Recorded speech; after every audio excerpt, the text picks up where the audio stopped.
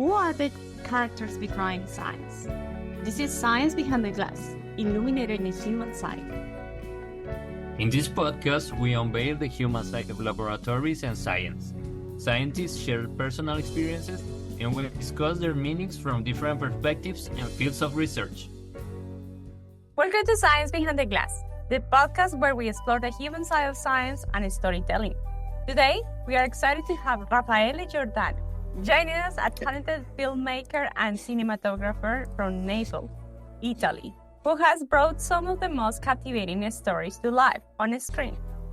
Raffaele's work has taken him from the Peruvian tropical forests to the deserts of Uluru, Australia, capturing the beauty and complexity of the natural world. Raffaele's unique perspective is shaped by his diverse cultural background and global experiences. He holds a Bachelor of Arts in Filmmaking from the Svenska Film Institute and a Master's in Cinematography and Post-Production from the University of Greenwich in London. His work with NGOs like Greenpeace and the Rainforest Foundation highlights the impact of climate change and advocates for indigenous rights and social justice. Notably, he documented the collaboration between Chinese artist Xu Xiaoping and the Anangu people and explored the European migrant crisis in his ongoing project, among other work. Throughout his career, Raffaele has filmed in challenging locations and created impactful short films. His work has been showcased at prestigious film festivals, including the Melbourne Film Festival, London Film Festival, and Camera Image Cinematography Film Festival. Additionally, he has contributed to major motion pictures and TV series for HBO, Netflix, Paramount, and Fox Pictures. With his expertise in cinematography, Raffaele crafts stunning visuals that transport viewers to new and exciting works. Today, we dive into experiences, challenges, and inspirations behind Raffaele Giordano's remarkable work. Besides, Raf has been helping us behind the scenes in this podcast, with all the promotions and with all his talent. Thank you, Rafa, for accepting this invitation. Yeah, no, thank you. What an intro. It's an honor to be here. Thank you so much for both of you, Linda and Daniel. To start, Rafa, we would like you to tell us about your journey into filmmaking. What inspired you to become a filmmaker and a cinematographer? That's interesting. I guess the tale probably started as a child. I was quite a curious about fantasizing about different worlds and stuff. But I was quite into science as a child, actually. So when I was asked by my parents what I wanted to be, it was always like, I want to be a scientist when I grew up. Yeah, I grew up in Naples, Italy. So it's south of Italy. It's quite a unique place. I was quite privileged to grow up there because it's a very visually unique place, I shall say. It's a very rich culture. And it's one of the longest inhabited city in southern Italy. So it's since the ancient Greeks. So it's plenty of visually stimulating things happening. So as a child, I was quite privileged to be exposed to art throughout my very early childhood. So I'm always captivated by classical paintings and the Renaissance art form, as well as architecturals, which is quite important going into my work because it's like not just the color palettes, but also the way things are composed are very important to my early childhood. So you'll see a lot of the colors that I use in my work. It all entails to me growing up in Naples because it's got a unique color palette, and colors reflect emotions. So as a cinematographer, you always try to entail subliminally a way to communicate with your audience visually, right? By camera movements or by colors or by lighting. Something that captivated me through there and getting over, transitioning to later stages of my life. I was really into filmmaking and independent films being produced up in Sweden. So I'm a huge fan of Roy Andersson, which is a Swedish director from there. So, and I was really, really captivated of the editing style and how he shot stuff. So I hunted down who the editor was for his films and he was teaching at a university in Sweden. So I decided to pursue my studies there. It was a bit challenging because I had to learn the language, of course. Yeah, I was so captivated and passionate and interested about films. It almost engulfed me in a way. I was only thinking about filmmaking, producing films, making creatively.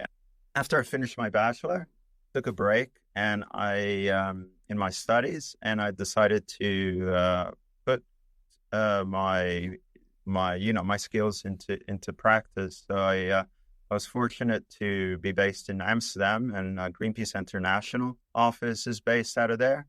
So I was working for Greenpeace first as a video librarian. I was fortunate to be in the hands of two very skilled video producers. One of them is Lucy Campbell, which was there, and she guided me very much in my footsteps on documentary filmmaking. After that, I just went into master's in cinematography. So it's really specialized into the field of filmmaking. And within cinematography, I specialized in in-camera effects. So it's a very old technique of filming, which is how to do special effects that are not composed through computers. So it's all in camera. So it's a bit of my background. And of course, it's taken me in different parts of the world. I've been quite fortunate throughout my whole career, I must say. Well, that sounds amazing. And you have a big inspiration from everywhere, from where you grew up. And also, I'm pretty sure that you have people that inspire you to continue your path. And what have been the biggest challenges that you have faced while documenting? You have worked with communities. So Sure. documenting these communities and places that you have visited. What have been the biggest challenges, and how did you overcome them? Yeah, of course. Yeah. So, I worked in different regions of the world with indigenous communities, even here in where I'm residing now in Australia, like in at the foothill of Uluru, there is a community that's called Mutijulu, which are the guardian of of Uluru, which is a formation of rock that is just pretty much in the center of Australia. And then other communities like in South America, in Peru with the Ashanika, or in Ecuador with the Ishuar people.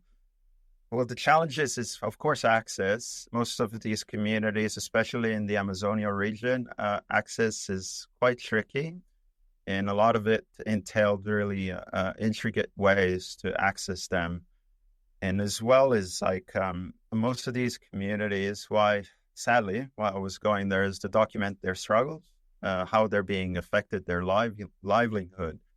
Predominantly was to do with how climate change or how globalization really affected their livelihood, right? So like along the Rio Ene in the Peruvian Amazonial basin, there's a group of community from the Ashanika tribes that lived along there, and a multinational company wanted to build a hydroelectric dam into that region, so to bring power over to the other side, because the Rio Ene flows into Brazil, to bring power into there. Of course, that's devastating for their ecosystem, not just for the livelihood of all the diverse ecosystem that's there, but even for their own, because they were very, very dependent on the water, and taking away their waterhood is detrimental for them. So, and since they're so remote out there,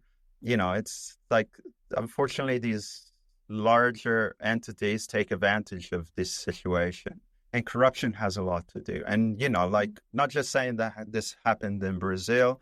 I've seen stuff in the outback in Australia, that's a living condition of some of these communities that are very shocking, absolutely shocking. My approach of any of my filmmaking and stuff is it's like self-determination for the people, right? So self-determination, going non-judgmentally and going there as an observant, as a person to document. Of course, you have to build relationships with people. To build relationships for people to open up with you is to build trust. So trust must be built, and that's trivial in a lot of work. So there's challenges of that as well, you have to be adaptable. And, like in filmmaking, everything, like you're time constrained on how much time you can be at a location. So to make it all fit within the time is a huge constraint. And some things you're unable to achieve on one trip. So you also have to be mindful of that, and budgets, of course, right? Well, that sounds really challenging, like at personal level and professionally.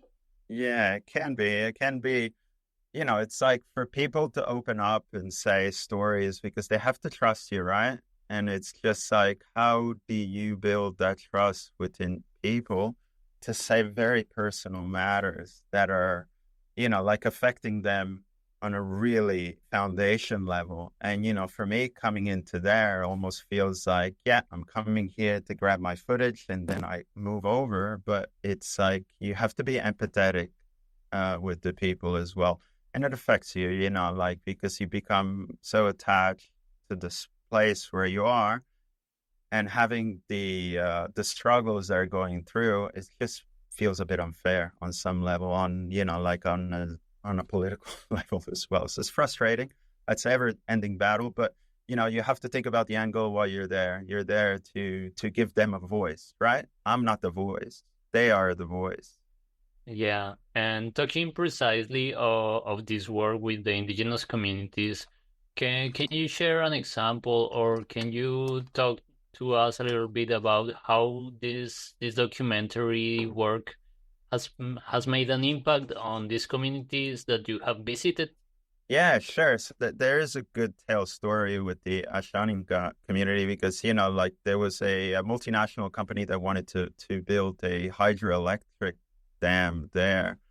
So with the campaign on the ground from the CARE organization and other organizations that were overseas, like International Rivers, Rainforest Foundation, the decision making of the dam at a political level, like within the legislation level within Peru, that was already decided to be slated and to be commenced and started. So I arrived there when the surveyors were there.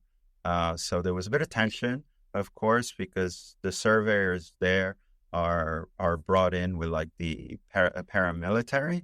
So the paramilitary are facilitating these projects because it's at a governmental level, right? So we are coming as an international non-governmental organization, and on the grounds, boots on the grounds, non-governmental organization as well. So it's a collaborative effort for something like that to happen. And as well, it's like documenting this, showing it to the world, and making sure that this story is known around the world. So luckily, with the help of like the local campaigner there, which is Ruth Buendia, we were successful in 2014 for this project to be, like stopped on its course. But of course, this was one project of many along the Rio Ene River. And this is just one river in the Amazon. There's loads of other rivers, especially in the Brazilian side, where these projects go ahead. And the devastation for the local ecosystem is catastrophic on a level, because the amount of machinery that they need to bring is, what they need to do is completely clear cut forests, which is, like rich, diverse ecosystem of forest need to completely be wiped out for the machineries to come in. So it's quite devastating. Luckily for this campaign with the Paquitzapango Dam, we were successful on that campaign. It took collaborative efforts between different NGOs, some based in the States, some based in Europe, and CARE, which is Boots on the Ground, which is based in Satipo in Peru, which is the voice, let's say, a voice as per se of the Ashaninka people. And Ruth Buendia is the foundation of all this. Yeah, so as you mentioned, Rafa, do you know who is the company that was behind that? Over Sounds familiar, Danny? Yeah, that's right. Around all America, there have been a lot of cases of corruption linked to this kind of infrastructure projects, and yeah, it's just terrible. But so you could say that your work helped showing the local community's angle and exerted pressure to the governmental institutions that already had this permission for this kind of infrastructure projects and this kind of things. So international pressure must be like critical in this kind of approach. Yeah, of course. I mean, like that's the aim of, especially for like environmental documentary filmmaking, is just bring awareness. It's like we're trying on an international level.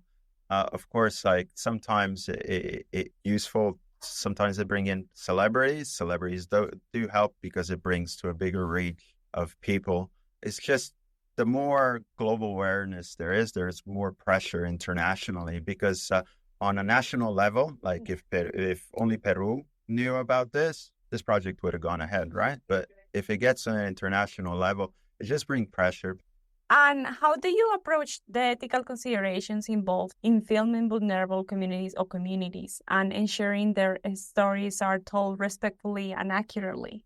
That's interesting. Yeah, really good point, because it's like I go back to the determination. Like I'm coming in as a filmmaker, I'm a server. I try to be there as somebody that's documenting a very neutral aspect, saying that filmmaking is a tool that you have the power to dictate the story, right? By how you capture it and how you edit it. But saying that is just like what I would try to facilitate with is for, like local organizations, so boots on the ground to review footage, to see what is sensitive and what is not sensitive for them to show. And as well, it's like respectful and building a trust with people, because once you start building a trust with a person as per se, they start opening up to you and to have that foundation. Because if you're just coming in, like us as filmmakers have a very bad reputation of just coming in, grabbing footage and going. But actually, the whole process should be you come in, not filming anything. You're just building a relationship with the people and then starting to film and then starting to slowly open up. And you really got to get your expectations. Like if you're coming from a very production side of things, that's like for entertainment or as per se, this world is completely different. It's like any variable be thrown at you, and just you have to roll with it. So you have to be very, very adaptable. You can't have structure, and the structure almost you have to throw it out of the window and just adapt. And so if you're a person that's very adaptable, I've camped in the middle of nowhere. I've had to just sleep under a bush one night just to grab some footage. Some crazy places I've been at, like just hiding behind like paramilitary, just so I can get to a location I wanted to get to. For documentary filming, commodities don't exist, I'm sorry to say. It's just sounds a bit harsh, some of the locations, but some locations have been amazing. Okay, so going to the lighter side of this documentary work, how was this project where you involved famous actors or celebrities into the indigenous people's cause, and how was the documentary that you were filming involved in there? I would hope it would be on a lighter side, but it's to document a quite sad tale, unfortunately. It's deforestation in the Congo region. So Greenpeace International was asked, French actress Marion Cotillard to be involved into documentation of the deforestation in the Congo Basin. So it's one of the oldest forests and, of course, the lungs of the world. As I was going earlier, celebrities sometimes are used as a way to bring in more awareness to a bigger reach of audience, as per se. Unfortunately with this project here, there wasn't any conclusion of it. It's more of a documentation to show celebrities as well the disaster and the grand scale of things that are happening there. Not just deforestation as per se of cutting, because what happens in a rich ecosystem when you do a clear cut and you plant a monoculture is completely devastating, not just for the land itself, but the the diverse ecosystem that is on that land. By bringing in a celebrity, it's a way for like non-governmental organizations to get a bigger reach, so the word goes out.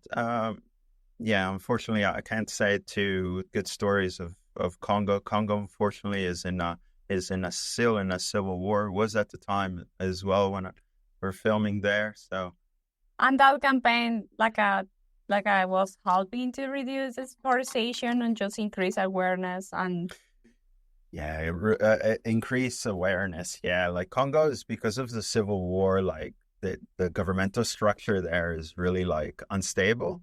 To have change there is very challenging in any war-torn country, because it varies from region to region that you go on who controls the land. And of course, multinational companies take advantage of that. Where there's war-torn countries, it's like a gold mine for them. They go in and they know they can. It's like they can bend the rules very easily by bribing and corruption and so forth. So it's more to bring awareness, Linda, is just to make sure that like the world knows what's happening, and the world understands of like the catastrophe and the consequences of this if this keeps on going. Unfortunately, yeah.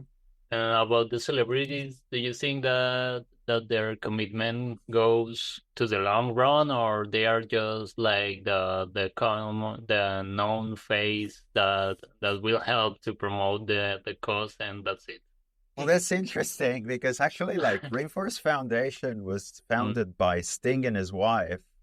Oh, okay. So that's an overgoing like successful partnership of like using of like private funds. You have to bear in mind that a lot of these non-governmental organizations are privately funded, right? So like Greenpeace is fully privately funded. It does get very, very little governmental funding, as rich entrepreneurs or celebrities, of course, are part of that. A lot of them do it for PR, perhaps, because it looks good for their agenda. But some have good intentions, and I've met some that had good intentions behind their work. yeah, I would say it doesn't matter if they invest the funds in something that's worth it.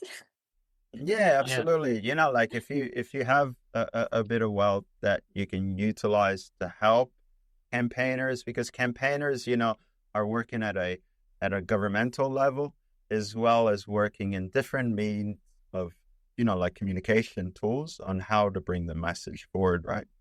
Right.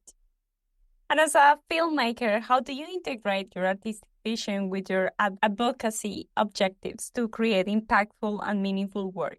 Actually, I have a question, but it's a quite naive question. Sorry for my Ask me. ignorance, but what is the big difference between filmmaking and cinematography?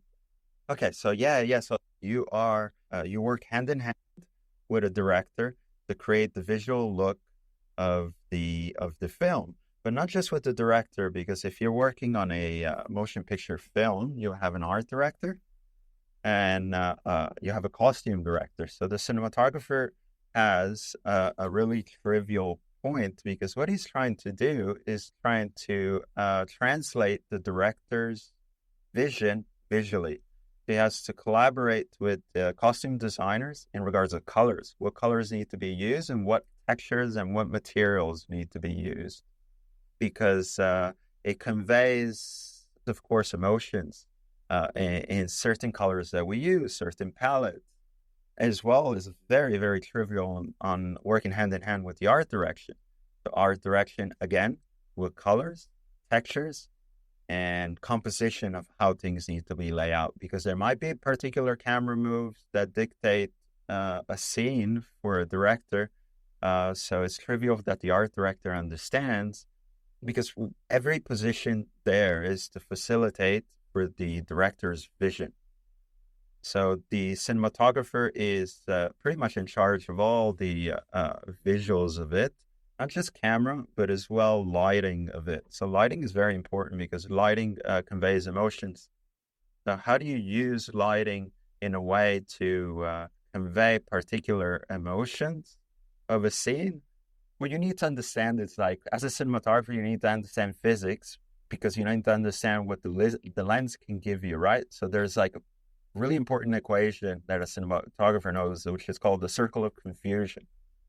So it's from the image plane to where your object is, and it's like conveying different optics on different emotional state, right? So if I come really close to the lens, you feel quite intimidated because I'm right in front of you. If I step back and I zoom in, it feels like, okay, we're at a safe distance, but we're getting personal with you. So you can use like lens in a way to transcribe and convey emotions. It's quite important. It's quite a powerful tool. And lighting is just like insane. I got so obsessed with lighting that later in my career, I just narrowed down and I was just trying to understand lighting. I got quite interested in it because I saw the power within it. A lot of people that watch films don't see these things, but it's all derived on how we translate little connections that we have with scenes and characters. It all derives through our experiences in our life. Like key events in our life have mapped things in our subconscious, right? That we connect with. So how do you trigger those things? As a creative is quite interesting because you can really captivate your audience and you can direct them in ways to hopefully create a connection, right? So you create connections through the lighting, and how do you transmit the emotions of people, for example, for your advocacy and the objectives that you have in documentary, through different, for example, the light that you use in each moment and how that person communicates and you transmit it, because it can be quite regular or plain. But yeah, of course. Like as a film, like a documentary filmmaker is like, unfortunately, like usually you're a smaller crew, right? So you try to find particular points in the day that you can film scenes. Like there's a particular point of the day that us filmmakers know as the magic hour, the sunset, because it's more golden hour. So that warmer lighting conveys, like more warmth of emotions for it. You avoid like midday light because it's quite harsh, but maybe that harsh lighting and the harsh composition can convey tense emotions, right? It's like tools that you develop kind of almost Sam, like you pocket them in your pocket and then you just take them out. It's like you have a deck of cards and you're like, oh yeah, I can use this trick. Yeah, that is beautiful when you are watching a movie or any visual product and you see a scene that moves you, but you don't know exactly why it moves you. And when you think about all of this that you are explaining to us, the lighting, the angles, the camera movements, and there is a logic to it and the aesthetics of it and how it connects with your emotions. That is very nice. yeah, the music. Daddy likes depressing movies. We can agree on that part. Among with these projects you have worked on, do you have a favorite one or some project that stands out with a particular meaning, maybe? Can you tell us about it? It's a hard one to just say one project that I really, it's close to my heart. Something that is still a work in progress, that is working for many years. It started in 2015, actually, so it's still going, which is with the migration crisis that was in Europe. So I was documenting, like the refugee influx that took Europe, not just from war-torn Syria at the time, but as well, what I was quite interested in is the influx of migrants that was coming over the Mediterranean, because those migrants came from Northern Africa or deeper into Africa. So that actually interested me because a lot of those migrants were coming via boat to Libya, and some of them were just like, like paying quite all their life savings to get there. but it's just yeah. So it's a project that is still in the tracks of it, and I'm trying to create for the audience, create a different point of view of borders. Borders are an interesting things that have been defined predominantly in the Northern African, in the European region after the Second World War, but not just borders that we know geographically or borders that have been set man-made as per se, but there's also invisible borders that have that are trying to control movement of people. It's a project that's quite dear to me, so it's still a work in progress, not realized, but is the analyzing of migration of people that first is due to, of course, conflict. Secondly, is actually climate. People are leaving countries because of climate change. So climate is making, certain parts of the world less habitable. So, of course, it forced people to seek a better life, right?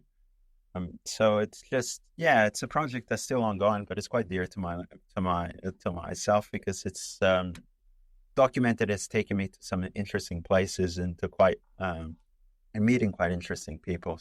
Yeah, migration crisis is still ongoing. Of course. And it will course, keep yeah. going, unfortunately. How was that transition that you have done with documentaries and movies? What highlights or key takeaways have you gained from each type of work? Yeah, sure. As you could probably see, is like, unfortunately, documentary filmmaking are quite taxing for yourself because of the stories are quite hard, right? So I was looking to work on like motion picture films. So I was lucky that after my master's, I had the opportunity to work on like full feature films in Pinewood Studios, which is one of the oldest and biggest studios in the United Kingdom, in London. So that world is different from documentary filmmaking because motion picture films have huge crews, right? So you'll be like on a really big production, can be a longer period of time span, which it could be 6 months to 8 months of crews of 400 people sometimes. And everybody having a very, very, very specific role in producing a film. So coming from a documentary filmmaking, which is very arbitrarily up to your own judgment as per se, and very unstructured in any way, to a very, very structured, fine. I call it, it's like a fine-oiled machine, the filmmaking industry. But of course, you meet some really interesting creatives and technicians there. First, because for the creative industry, it's hard for a lot of us to get work, right? It's very competitive. So a motion picture industry is it's like a first stepping stone for some creatives to get work and get experience. I started a very unorthodox way because I started documentary filmmaking before motion picture films. A lot usually is the other way around, or they never cross over. Those worlds are very separate because they're very, very different. And different skill set is required. Super different skill set.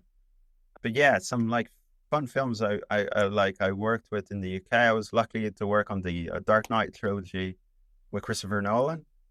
So of course that's like the Dark Knight film was one of the highest budgeted film, which is $500 million.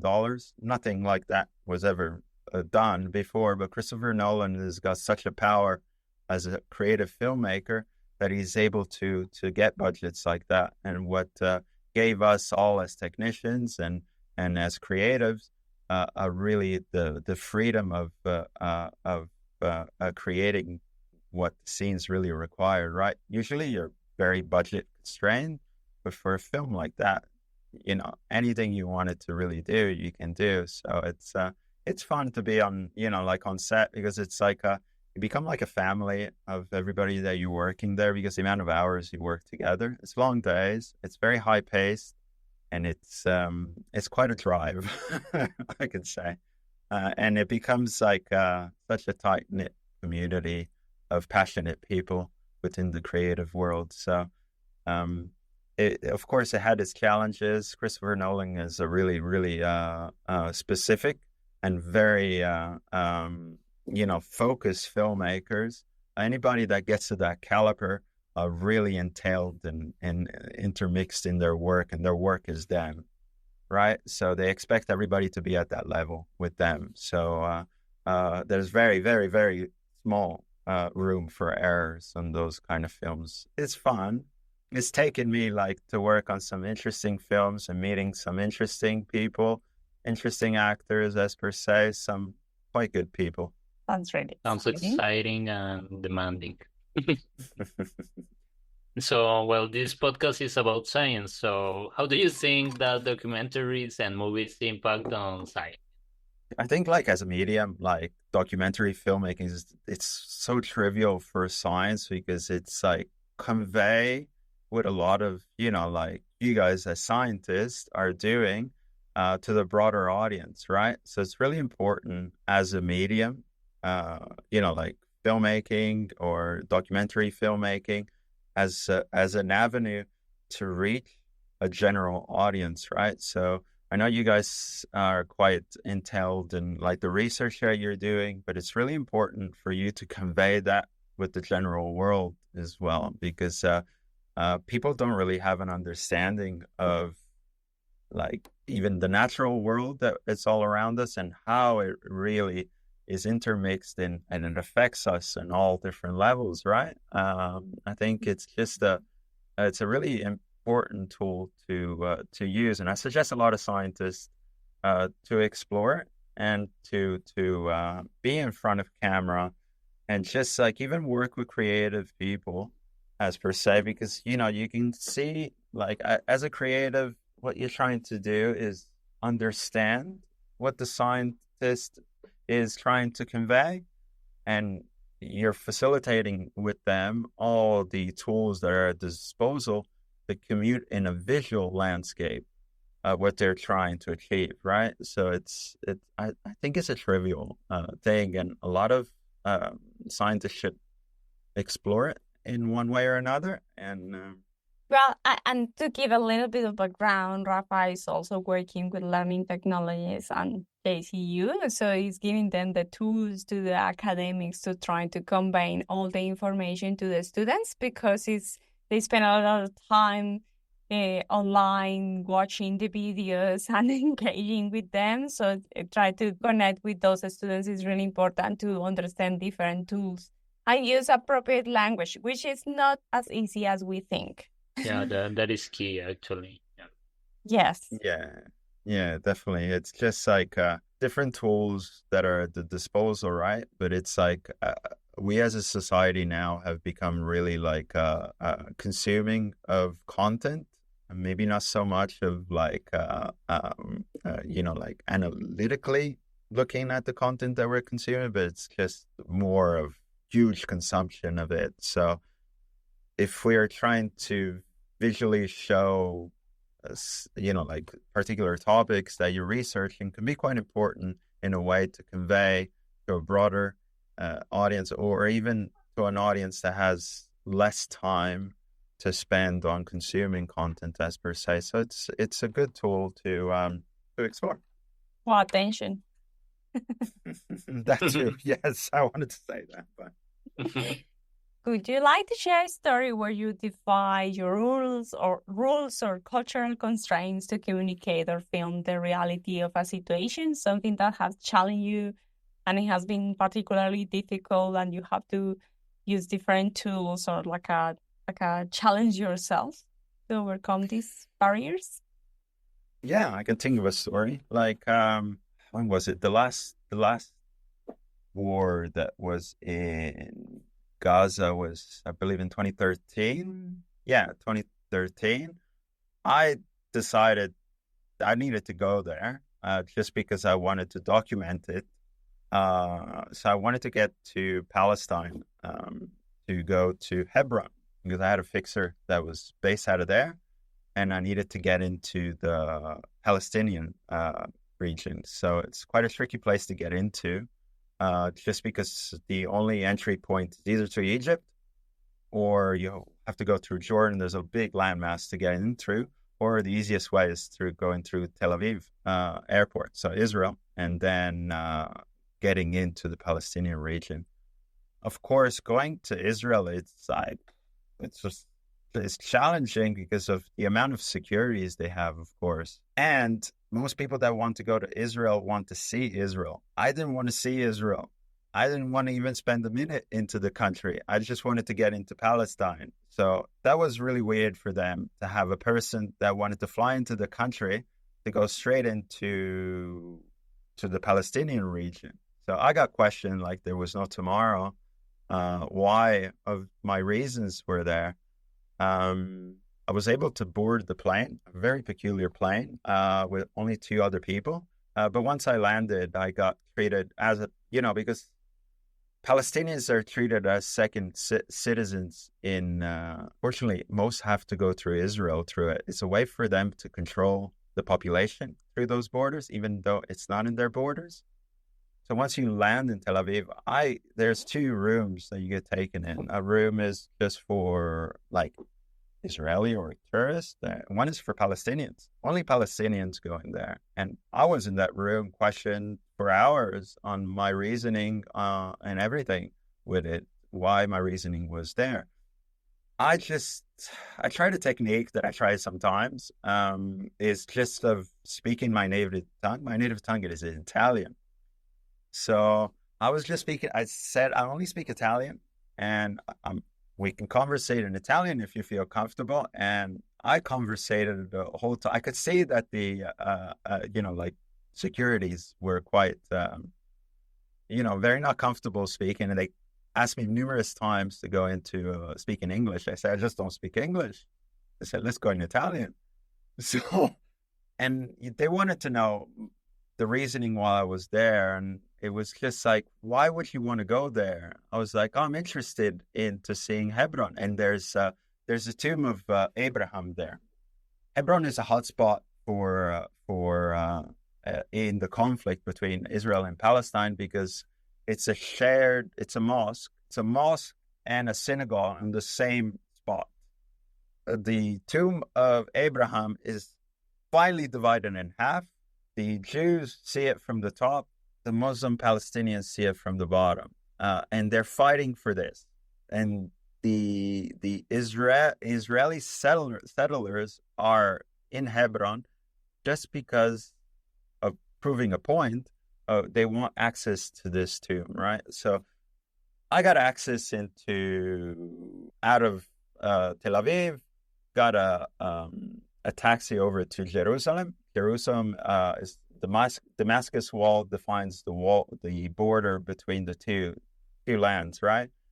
I don't speak Arabic. I just got into a car and I said to the person, I need to go here. I didn't know if this guy was a taxi driver or not. I said, can you take me here? Here's some money. So let's go. So he took me down. I had no clue where I was going. I was hoping for the best. The scenery was gorgeous. I felt, I don't know, like I have a deep connection to the Levant area. Like the Levant area is the Syria, Lebanon, and now Israel and Palestine. I don't know. It's like maybe a deep connection within me. So it felt very calming the whole trip there. Even though, if you would ask me now, I'm like, you would be crazy to go in a car when you got no clue who this fella is. Anyway, I made it into Hebron, and I got picked up from the fixer, the person that I was going there for. And yeah, I had an interesting time there documenting all there. Of course, I couldn't really say what I was going there for, so I had to film a lot of things behind the scenes. But yeah, I've got plenty of stories like that. But that's one that was a little bit of an interesting tale on how to get to a place. And yeah, Wow. maybe you find it interesting. That's so exciting. That's it's very scary. interesting. Yeah, no, I don't know. I'm a weird character because I feed off like excitement like that. So yeah, like I've got into like weird things, like just to, like, if I have an aim of something I want to do, try to achieve it some way or another. Try to problem solve it as I go. But that's really important for documentary filmmaking, because you get thrown stuff like that all the time. It's like, oh, you got to problem solve on the spot. How do you do it? How do I get there? Just try it. Don't speak the language. It's okay. Communicate with your hands. And me learning, I speak a few languages, so I'm able to communicate to people with very little language. You could tell facial expressions of people very much so in eye contact. But now it's easy with a bit of AI and translating and stuff like that. But at those times, it was none of that. So that's amazing. Yeah. That's amazing, Yeah. Rafa. Rafa, thank you very much for accepting the invitation. You have awesome stories, and thank you for sharing all those experiences, for open up with us. And yes, that's thank it. you. Thank you so much, the both of you. It's been an amazing pleasure. Yeah, no, it has been a pleasure to have you here, and thank you for helping us also with the podcast. No worries, the both of you. It's a good job what you guys are doing. I'm happy.